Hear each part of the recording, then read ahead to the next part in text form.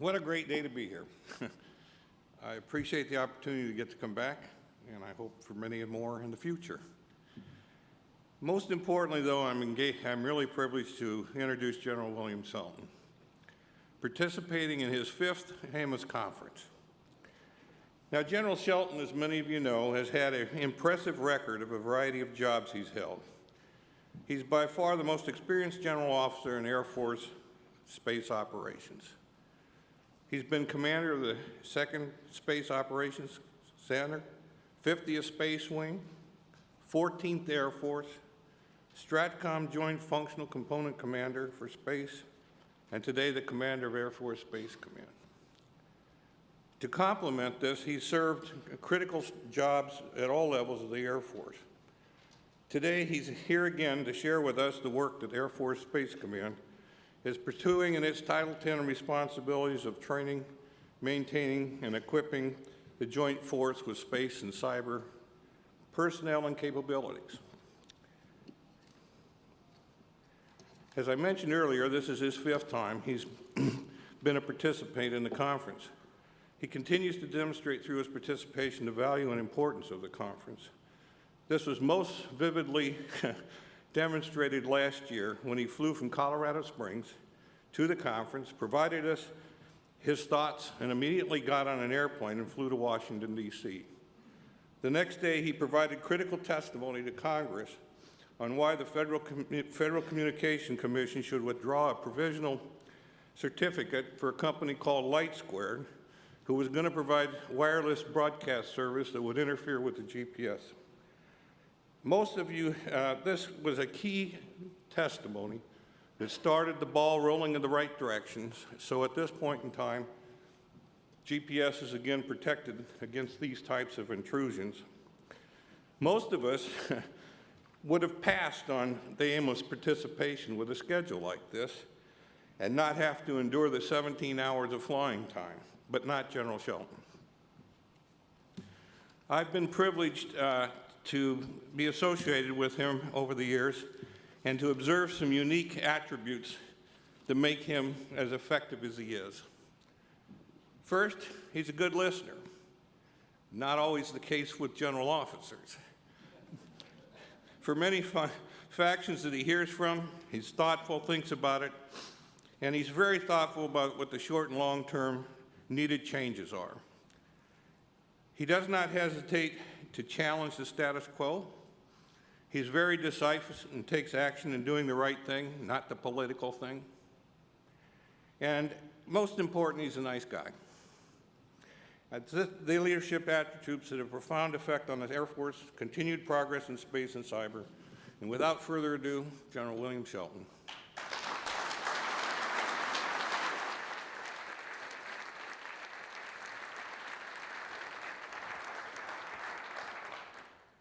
Kirk, that's far too generous, thanks. You give me way too much credit. It's truly a pleasure to be here with you today. As Kirk said, my 5th time here, and it's just great to be here every time. Reverend left, but anything that I say is not going to be nearly as meaningful as what he said earlier, so appreciate the blessing that he gave. And Jennifer, I thank you for mentioning that 3-letter agency, because I was going to make a little comment about that and probably get myself in trouble, but I'll not do that. But that 3-letter agency has resulted in lots of pressure on all of us in what we can do and where we can go and so on and so forth. So it's great that this conference is continuing. This is clearly, in my mind, the preeminent conference on space situational awareness. And to have a chance to speak to so many experts in SSA and SSA-related fields just can't pass it up. It just can't pass it up. There's too many great folks in this audience that have a real impact on our future in SSA, and we'll talk about the importance of SSA here in a minute. Jeannie, congratulations to you and the Maui Economic Development Board for once again organizing and hosting this conference in a very challenging time. Now, for those of you who attended last year, you heard me give an update on what we were doing in our efforts toward improving SSA. And I'm going to do a bit of the same this year, but I've got some progress that I certainly want to report to you. I'll give you an update on the status of what is truly our foundational program for SSA, the JSPOC Mission System, or JMS. I understand there was a little bit of discussion on that yesterday, so maybe we can talk some more about that in the question and answer session. I'll also let you know how we're doing on some very important sensor improvement programs. And finally, I'd like to give you a little peek under the tent on where we're going in the future of Air Force Space Command, even as we reflect on 30 years of our existence. This is our 30th year that we're celebrating. And we'll save some time for some questions if you're so inclined, and I know it's early.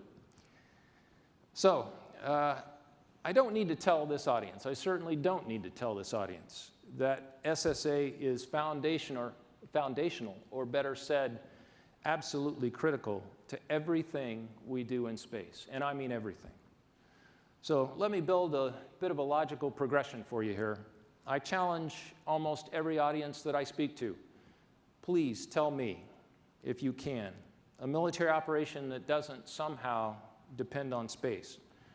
And I mean that across the full spectrum, from humanitarian operations to irregular warfare to conventional near-peer conflict to all-out nuclear war.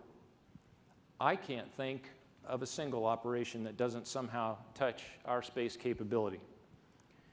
So if we can agree that we're critically dependent on space, and if SSA is foundational to every space operation, it only follows that our national security interests are likewise very dependent on SSA. And what that says to me, as the organized, train, and equip guy for space, is this: we must have the best SSA we can provide to enable the joint force, and in this budget climate, I have to add, and that force that we can afford. Again, preaching to the choir here, you all certainly understand that operating in space and protecting our assets is more and more challenging. Orbital debris, of course, as has already been mentioned this morning, has been and will continue to be an ongoing environmental challenge for us. Now, as an aside, I had a meeting last week where we talked with other space agencies in our government about concepts for removing debris.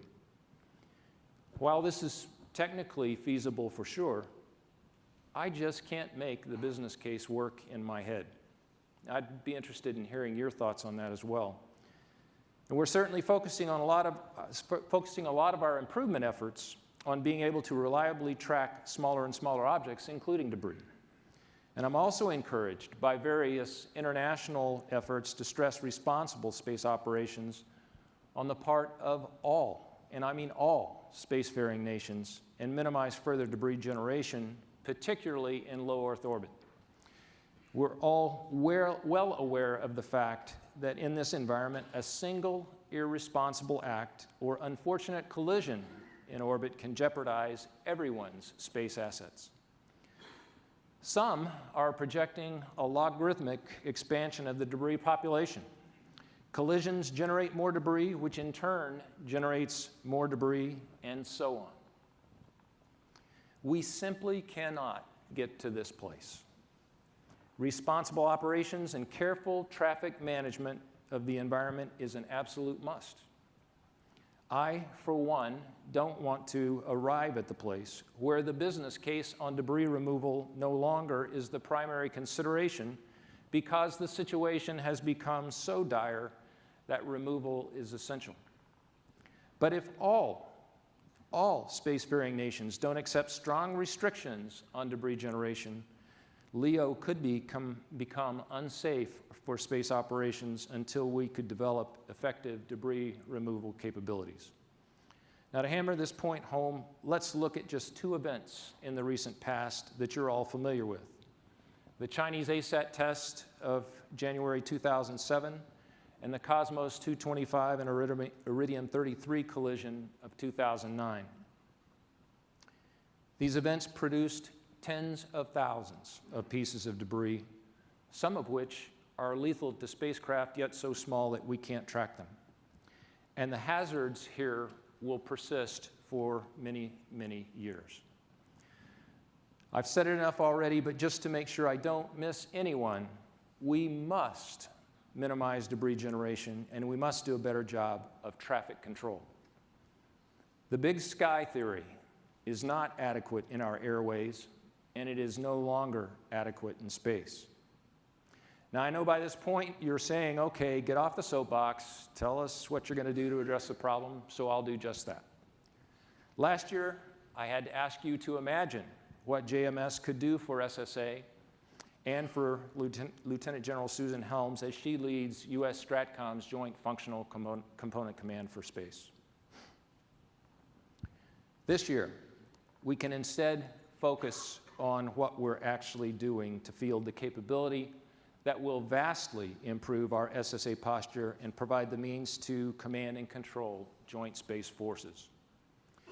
As you know, we currently keep tabs of over 22,000 orbital objects, and those are just the ones we can actually detect, track, and catalog. Current estimates for 2030 are greater than 3 to 4 times that number, some of the growth based on new traffic and some of it based on better sensor capability. Our big challenge is to capture all that data, have the computing power to process it, correlate it, fuse it, and make actionable knowledge of it. Our solution for this data collection and integration challenge is, of course, JMS. We think we finally got the strategy right for JMS, but trust me, that has not been easy. The program started in 2006 as an idea to replace the JSPOC's current processing engine, the Space Defense Operations Center, or SPADOC. SPADOC, by the way, is also celebrating its 30th anniversary. The first requirements documents for SPADOC came out in 1982. Now, as an aside, this would be humorous if it wasn't true. 30 years. And its current software dates to 1994. Many of you have heard me say this before. There have probably been just a few software and computing improvements in those 18 years. We have the ability now to produce huge amounts of SSA data, but with the limitations of SPADOC, it's not easily correlated, and it's very difficult to fuse all that data into a comprehensive picture usable in near real time. As an example, consider our ground-based electro-optical deep space surveillance sites, or GEOD sites, which give us excellent current deep space capability. Very often, these GEOD sites have to throttle their data on uncorrelated targets to avoid overwhelming our SPADOC. A sneaker net, or air gapping of the data, is currently the way to get data in different standards and different classification levels to and from various processing capabilities in the JSPOC, including SPADOC. It's also the only way to ingest data from other sensors, such as missile defense radars and non-DoD telescopes. Any way you slice it, our system is woefully out of date, but there is now a lot of optimism because JMS is our fix. When JMS first started, it was 3 separate programs spread across the Electronic Systems Center and the Space and Missile Systems Center. It became pretty clear that this wouldn't work, so in 2009, all 3 programs integrated into a single JMS program under ESC. Now, that JMS program was built on a very traditional acquisition approach, and as a result, the estimated cost of the program was $1.2 billion, with full capability delivered in FY19. As we started to take a hard look at this program, we knew it was going to cost way too much. It was going to deliver way too late. And additionally, we had an independent program assessment done in 2011, which confirmed many of our concerns with the acquisition approach. So it became just very clear that a new approach was absolutely required. A tremendous, and I mean a tremendous amount of work has been accomplished since we met here a year ago. We have charged Lieutenant General Ellen Polakowski and her Space and Missile Systems Center to lead the new JMS program. We've built the new program on a more streamlined approach, taking advantage of an existing services-oriented architecture, as well as commercial and government off-the-shelf software. This revised approach delivers the same capabilities and will allow us to finally retire SPADOC. In fact, for those of you who are interested, I've asked the 14th Air Force to pull together a party in the J-Spot parking lot where we can all take a sledgehammer swing at those old SPADOC mainframes. Now, in this budget climate, of course, we'll be charging for each swing. We've got to make some money somewhere along the way. Our new approach delivers multiple increments of JMS capability with frequent sub-deliveries of what we call service packs. As I said, we're taking advantage of tremendous COTS and GOTS capabilities, minimizing developmental work. I'm proud to tell you this approach cuts the program cost estimate by half at least, and it will get us off SPADOC around 5 years earlier than the original combined JMS program. SMC is also leveraging the tremendous software system engineering expertise of the Navy's Space and Naval Systems Warfare Center. The first full increment delivers the SOA framework for JMS and therefore establishes the SOA foundation on which we'll build the rest of the JMS applications. This architecture will give us an evolvable, extensible, and scalable SSA integration and command and control system. This first increment is currently on track to start operational tests later this month. We're very excited to have made this much progress in this last year. Again, lots of really hard work by an untold number of folks, including Air Force Research Lab, SMC, and Lincoln Labs. Increment 2 will deliver the primary set of capabilities to get us off SPADOC, plus some very closely tied additional capabilities. We're still working the projected delivery date for Increment 2 because we're still looking at the full set of content we intend to include. While this might sound a little squishy to traditional acquisition folks, this is actually an advantage of our acquisition approach. Rather than massive deliveries, we can adjust content, within limits of course, to allow for unexpected challenges that might crop up.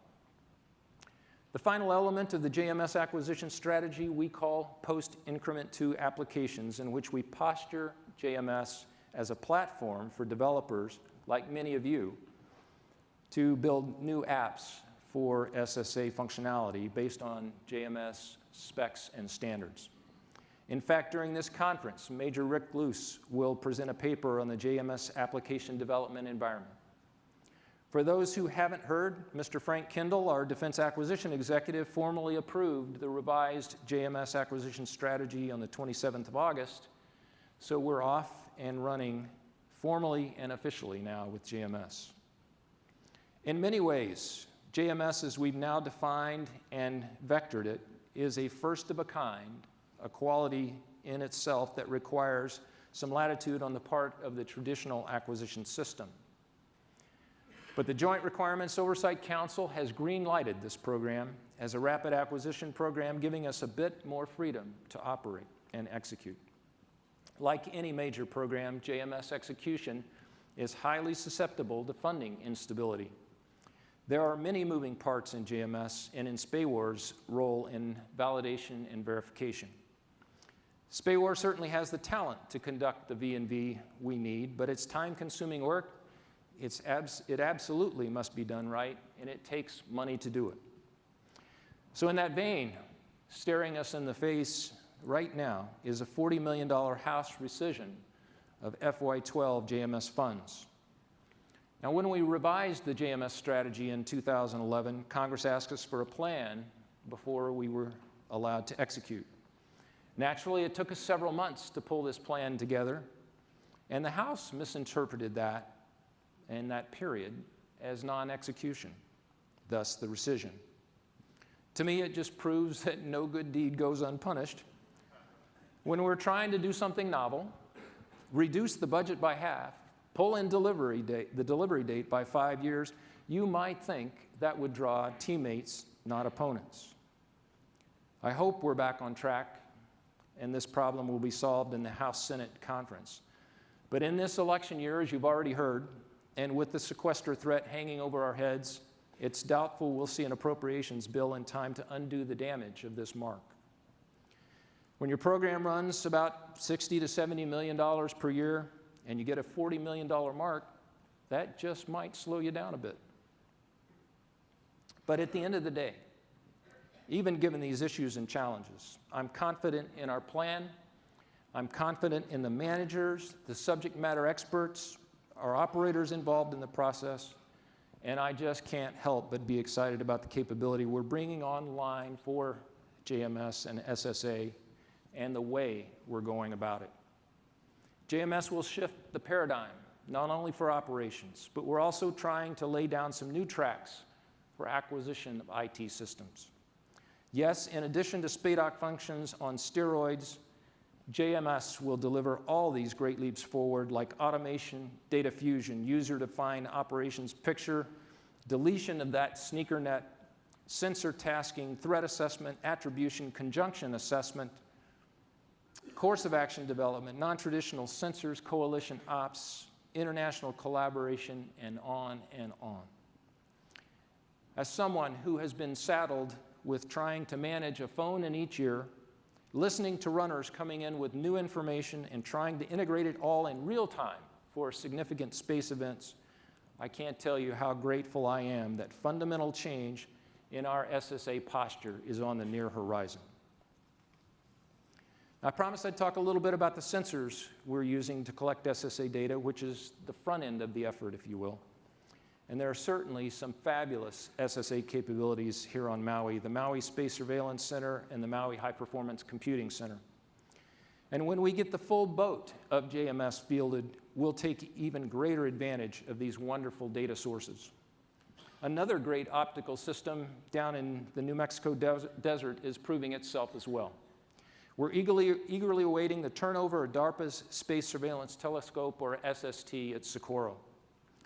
SST's focal plane CCD array, composing of a mosaic of curved imagers and its 3.5 meter primary mirror, gives SST a much larger field of view and greater sensitivity, all in a design that's far more compact than traditional telescopes. The advanced actuation system and compact size will make it one of the most agile telescopes of its size ever built. The SST will help us maintain much better awareness of deep space objects, particularly in the geo belt, arguably the most strategic valuable real estate in Earth orbit. We now expect to get the SST from DARPA sometime within the next 2 months or so, and then we'll conduct a military utility assessment to ensure it's ready for operations. I believe Deborah Wood from MIT Lincoln Labs will present a paper on SST later in the conference. If we could afford them, I'd like to get at least 2 more SSTs built to form a global SST architecture for much more robust and timely coverage of the geo belt. But even as great as SST capability is, like all ground-based optical sensors, it's limited by local sky conditions. So let me talk about the Space-Based Space Surveillance System, or SBSS.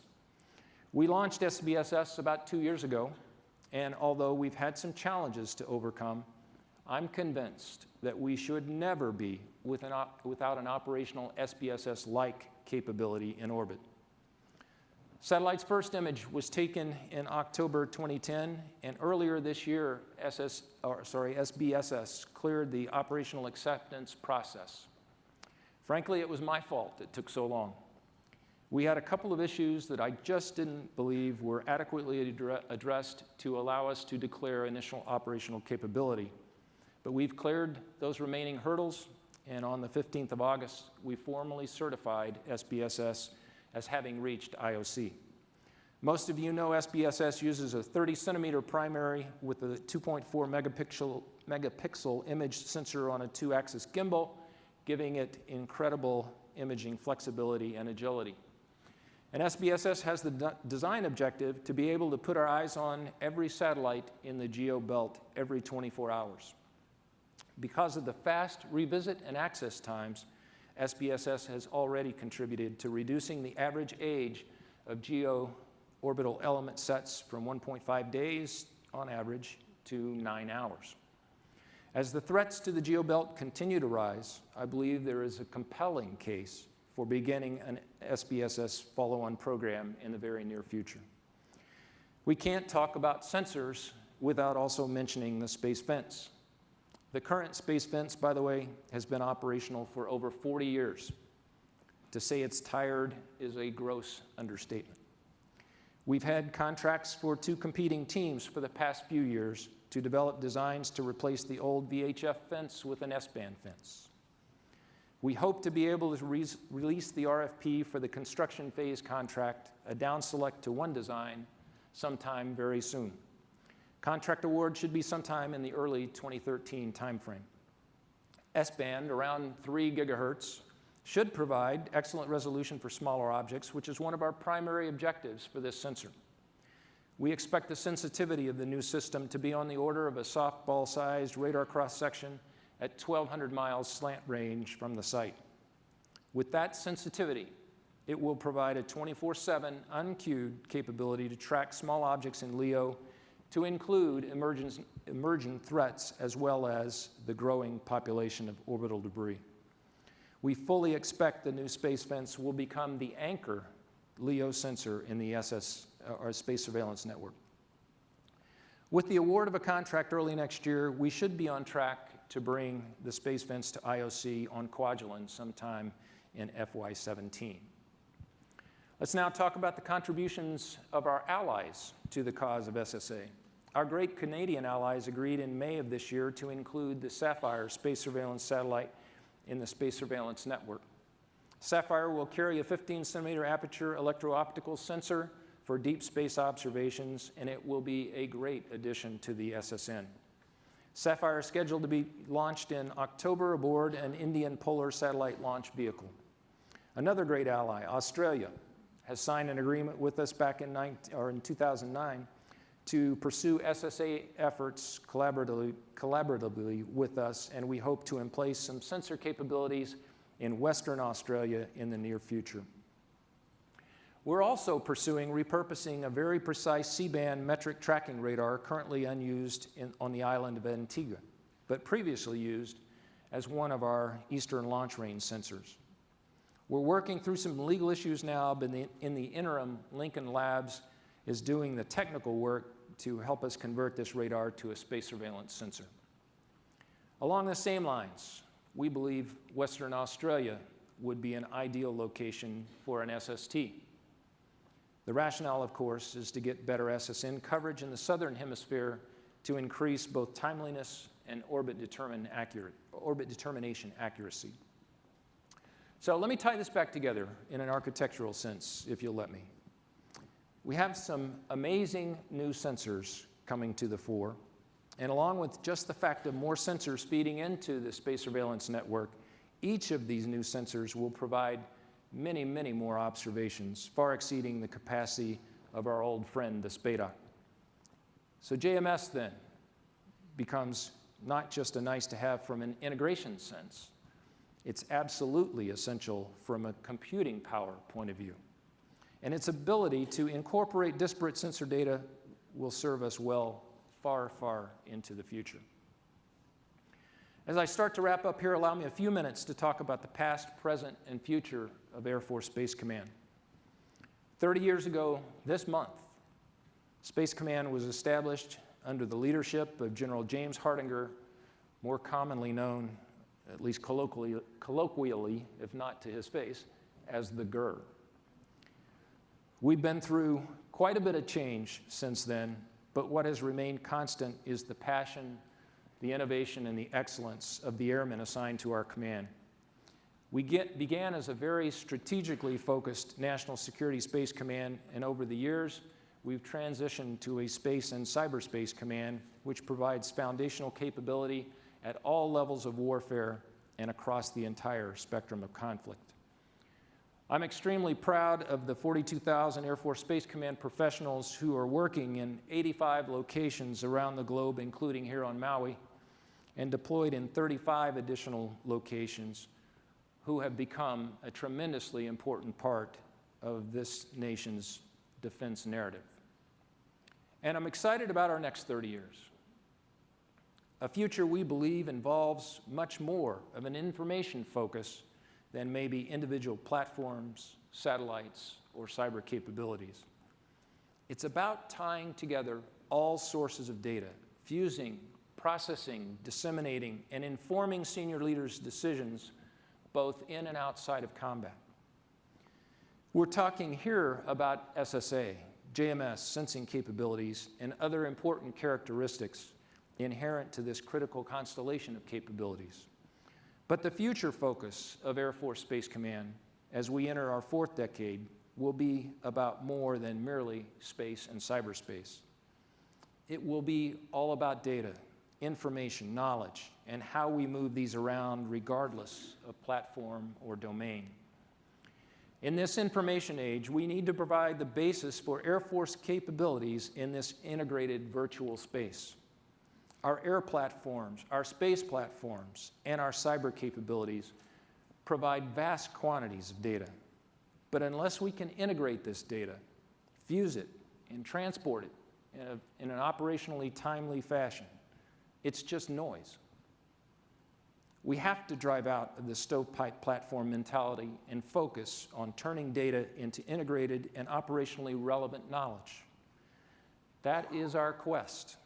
Our SSA efforts are a start. Next is combining space and cyber capabilities throughout Air Force Space Command. And we want to be a learning, adapting organization that keeps our Air Force on the cutting edge. We're proud of the past 30 years, but I believe we ain't seen nothing yet. In closing, once again, it's always heartening to see SSA-related information alive and well here at this conference. I look forward to continuing the dialogue on our common future, and I thank you all for what you do for contributing to our national security. Thank you very much. I'd be happy to entertain your questions.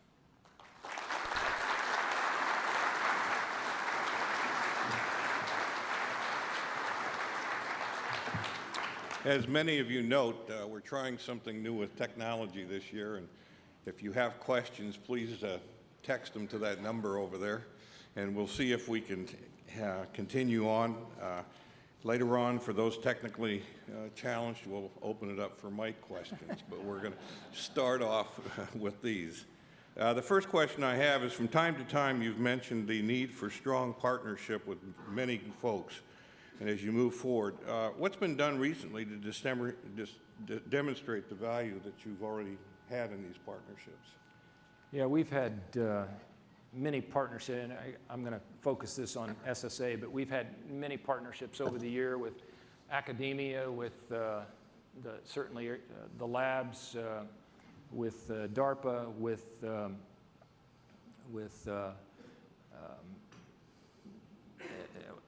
allies. I mean, it just goes on and on and on.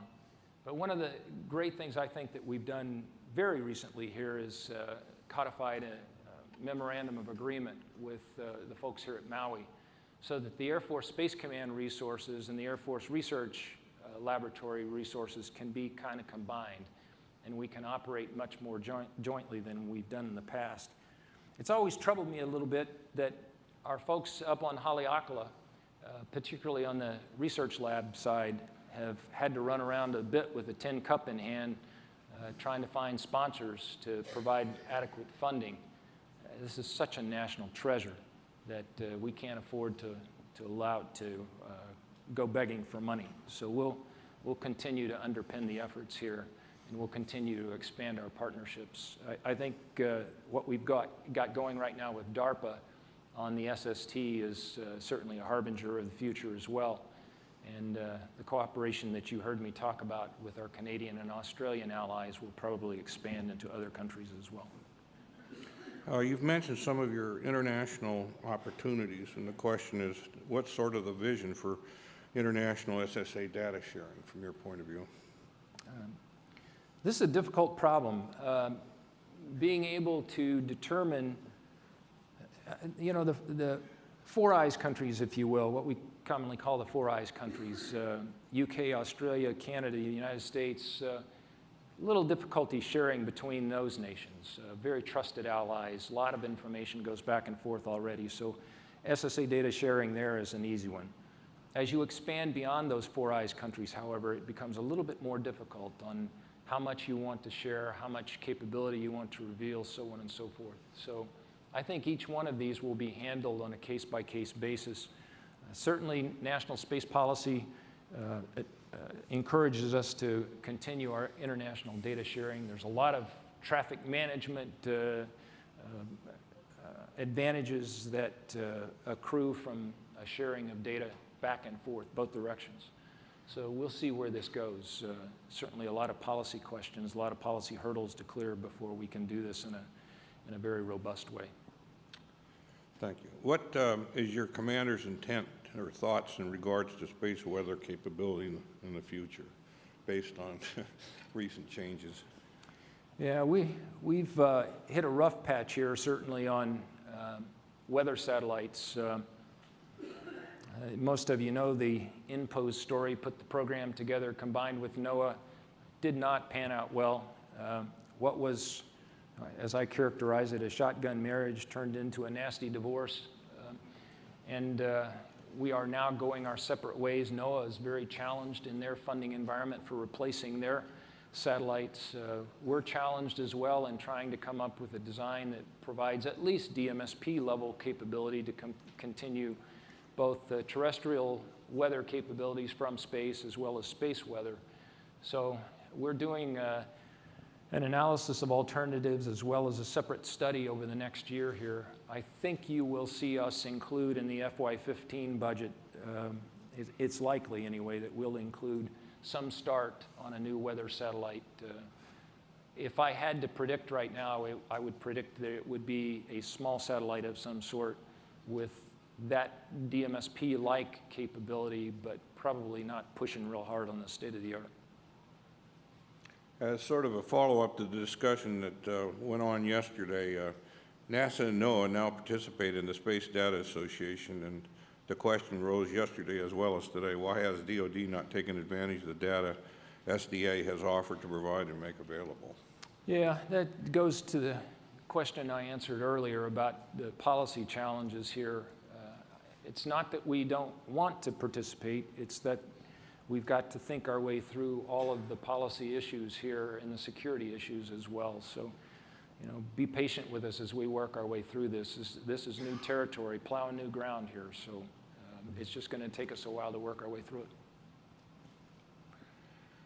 As part of your thoughts on new architectures and things of this nature, what about a small, cheap LEO CubeSat constellation for refining various LEO data or ephemeris and decreasing the false collision rate, like STARE or something like that? A LEO CubeSat. Yeah, LEO CubeSat.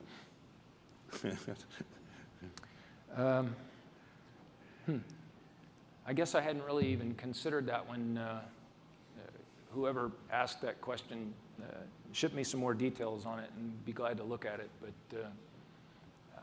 I don't quite understand how that would necessarily do the trick for us, but willing to learn. As you mentioned earlier about the changes in the JMS acquisition process and the fact that you're going to make it more flexible for taking advantage of new opportunities, how do you see Air Force Space Command promoting those in this audience and elsewhere to come forward and demonstrate potential new capabilities that would be useful to you rather than just some stovepipe process? You mean JMS or writ large? Primarily any future capabilities that somebody may find potentially useful on JMS. Yeah.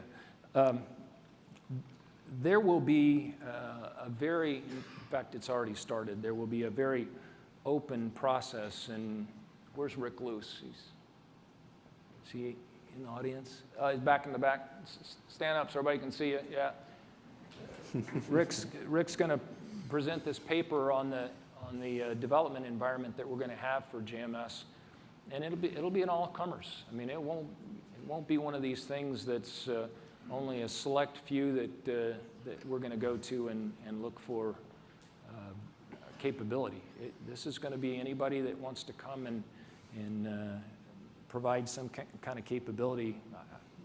I think this is going to be wonderful. This is, I've used the analogy many times. It's going to be like an iPhone, developing apps for an iPhone. The platform is there, the standards are there. If you've got an application that you think is going to be relevant, you'll be able to bring it forward, and we'll decide whether or not we want to buy it. And shoot, may buy it for a while, decide it's not good, and throw it away and go on to the next thing. I mean, this is, to me, this is the way an open IT system ought to work. And we ought to be able to have new capabilities rolling in there every 6 months or so. And that might be too long. Maybe it's every 3 months or so, depending on how agile we can become. But right now, we're operating on about 6 month centers, and it seems to be working pretty well. I remember when you're commander of 14th, the issue of the contribution here that the Maui facilities provide to this whole thing was of interest to you, because at that time you saw that primary sources of data went either through the AFRL channels or they went to the ISRA channels to NASIC, and getting access was not an easy process. Can you explain at this point in time how you visualize their data and so on integrated into the architecture of the future for the whole SSA issue? Yeah. I believe that what we will end up with JMS is certainly a design objective, is to be able to pull in disparate data. It doesn't, whether it comes from here on Maui or whether it comes from all the MDA radars that are out there operating, and geez, we hope they're never used for what they're really designed for, those sorts of things. But we've got all this radar energy going up. Why aren't we using that for space surveillance? Why aren't we tied in with all kinds of optical telescopes around the world that could provide capability? There isn't a shortage of data available. There's a shortage of a system that can ingest that data and has the computational power to take advantage of it. So if we can build this system, and I believe we will, to where we can ingest this data and we can work through all the security issues inherent and provide an even better ability to not only just to produce a better catalog, not only just to do a better job of tracking debris, but to make sure that we are in the best position we possibly can be to protect our assets on orbit. That's what we ought to be about. And I think that's exactly what we're trying to build with JMS, that kind of capability. At this date and time, with the fast transition of new technologies and things, qualifications, as you mentioned earlier, for people and their skills is really important. And of course, one of your training challenges is both the ability to put this input into the training programs for both space and cyber. And the question is, what initiatives and things have you been able to see occur in the last 2 or 3 years that would help ensure that they were going to have the necessary skills and capabilities to go out and do their job? Okay.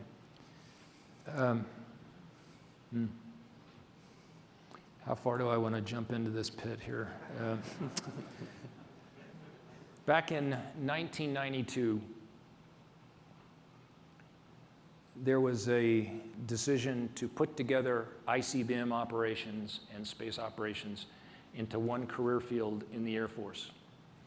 Prior to that time, there had been fairly minimal, but yet still relevant STEM requirements on people coming into the space operations career field. Because those same requirements were not necessary for ICBM operations, we dropped all those educational requirements. So you have influx of people from 1992 to the present who really didn't have technical backgrounds. Then you also, about 85% or so, maybe it's 80%, of those folks first went to assignments in ICBM operations, and those were 4-year controlled tours. So me as a space guy, when I first get my hands on somebody, for the most part, into the space business, they're about 4.5 years into their career. They don't have the technical background, and they're brand new into space operations. Promotion to major during that time also moved to the left a little bit. So one operational tour, maybe a second operational tour. They show up now on the Air Force Space Command staff as a major, and they really don't have much space background at all. And they don't have the technical underpinning for the most part. We have just gotten a decision in June of this year to split these career fields back apart.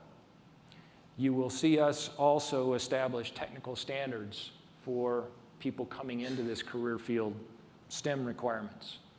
Again, not too onerous, but some math and physics kind of college level education to at least make sure that we have the technical requisites to be able to be successful in the space business.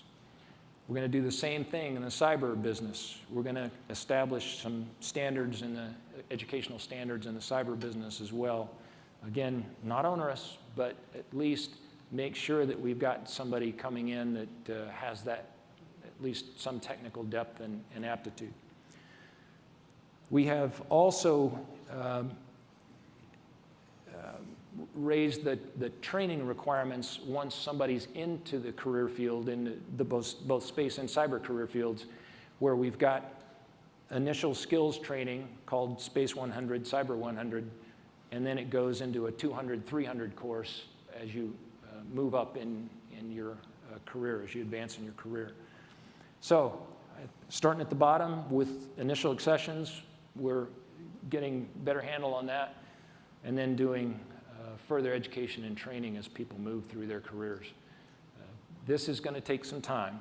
You know, since 1992, we've got a whole slug of people that have come in, and don't get me wrong, they've done well. It's just that from A to Z, we haven't really had the depth that I think we've needed.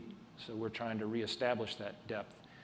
And just as we talk about deep nuclear expertise and the need for that, given where we've been in the Air Force and the nuclear business for the last few years here, we also desperately need deep space expertise as we move forward in the space business, and same with cyber.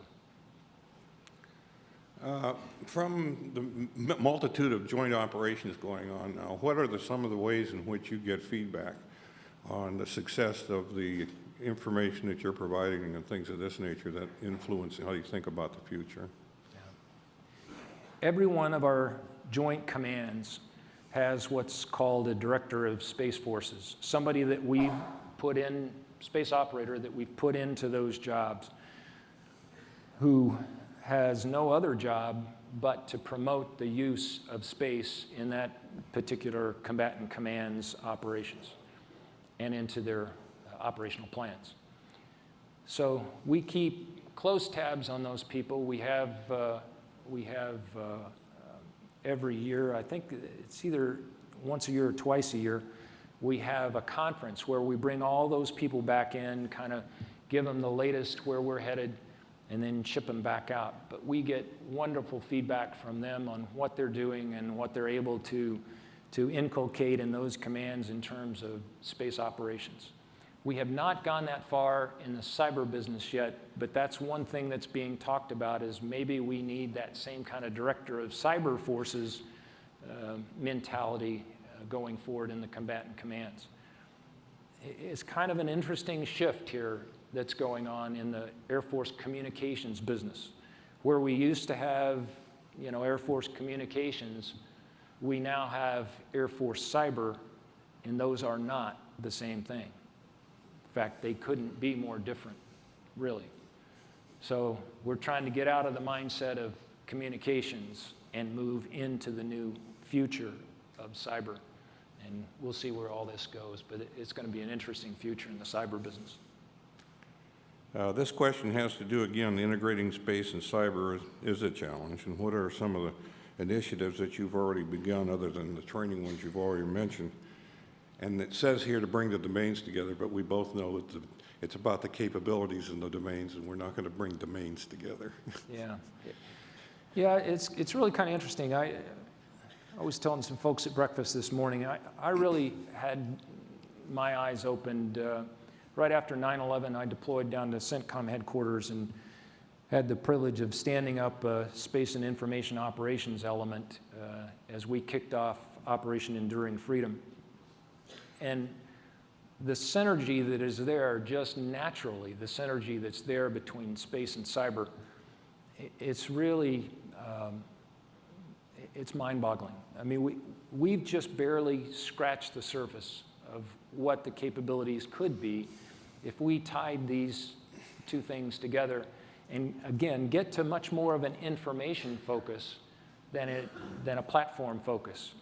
Get out of the business of thinking about spacecraft as being just kind of this stovepipe where you have a dedicated ground system, the data only goes to that ground system, gets processed and used just for that specific capability we design it for. And instead think about it as a sensor on orbit that's bringing down all kinds of data that can be used in so many different ways. IR data is a great example. We get wonderful IR data coming off our spacecraft, and we bring it down to the operations center at Buckley, and it gets processed there. And the most we do with it right now, is send out messages on where that missile launch came from, where it's going, and what type of missile it is. That's all we do with it. There's richness there, particularly as we look at the SBIRS future, where the SBIRS staring and scanning sensors have so much data, so much content there. What if we could do that in real time, use it for lots of other applications? What if we could do that? We could do that.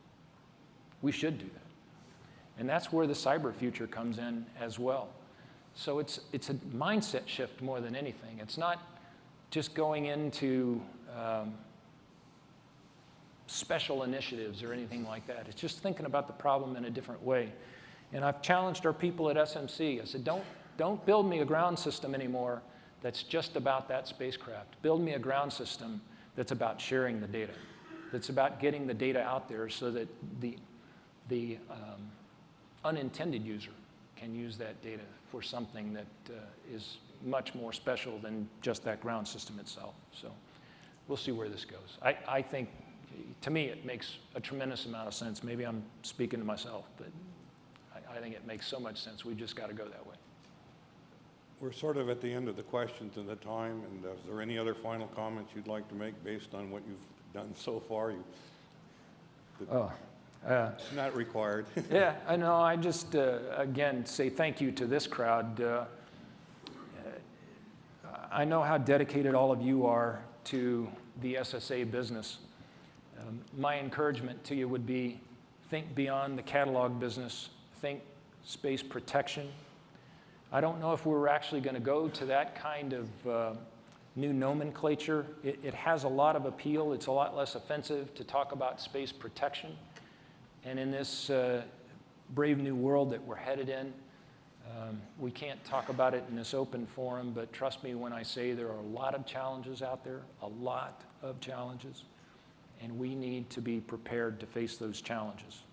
And it's this group that's going to help us meet those challenges with some new capabilities, some new twists on current capabilities, and certainly better use of the data that we've all got available to us.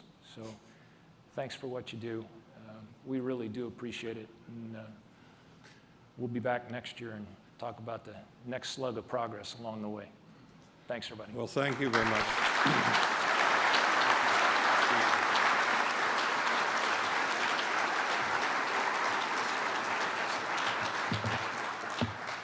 Thanks again, General Shelton. We're going to go ahead and take our break now, and if you'll be back in your seats by 9:30, it would be greatly appreciated.